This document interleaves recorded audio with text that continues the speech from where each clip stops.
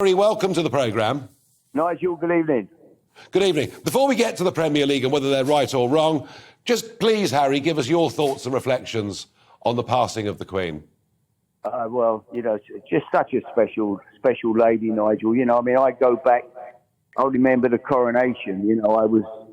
It's probably my earliest memory in my life of the coronation, in 1953, I think it was, and having a street party in the East End of London. And so the Queen was just always so special to everybody, I think. We put her on a pedestal where she belongs, and she was just, I thought she was faultless, I really did. She was just an amazing lady, and it's such a sad loss, and we wish the new King every success in his new role.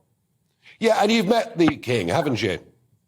Yeah, I met Charles, and I met most of the royals, and I met Charles at the Duke of Edinburgh, the Duke of Edinburgh Awards one night, many years ago, and met him again just 3 or 4 years back. So, yeah, he's a top man, and just I wish him every success. He's had plenty of, he's been around a long time waiting for this to come, and I'm sure he's learnt an awful lot, and a very sad day for him, obviously, and a very big challenge ahead. Yes, he's allegedly said to the crowds yesterday, and he went out and met those crowds outside the gates of Buckingham Palace, and he said to those crowds, I dreaded this day. And I think all of us, Harry, are going through a sort of mixture of emotions and sort of working out how we deal with it, which brings me to the Premier League. Now, I saw Peter Crouch last night saying, wouldn't it have been better for the Premier League games to go ahead, wearing black armbands, having a minute's silence, singing God Save the King? Wouldn't that have been a more effective gesture from football? Because that's what cricket decided to do. That's what racing's doing tomorrow. That's what rugby's doing this afternoon. How do you feel, Harry, about their decision? Yeah, no, Nigel, I'll be honest. When it first, the games first, they cancelled all the games. I thought, well, yeah, sure, that's right, But the more I looked at it yesterday, suddenly I'm looking at the situation at West Ham the other night with the crowd singing the national anthem. It must have been incredible to be in that crowd, and the feeling they had for the Queen was shown.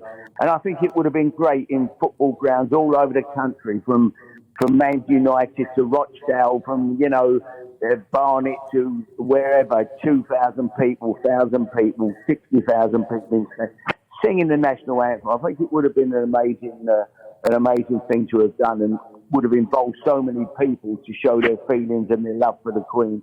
So I have changed my opinion an awful lot, to be honest, in the last 24 hours.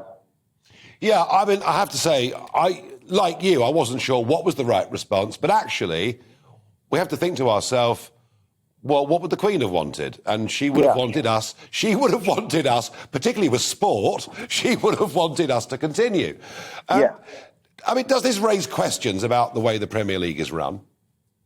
Well, I don't know, would have made them decisions. I suppose, they were probably afraid that they would make the wrong thing, then they'd get vilified for that. But as you say, racing was off today, racing's off tomorrow. I mean, racing was the Queen's first love. I mean, there's no doubt.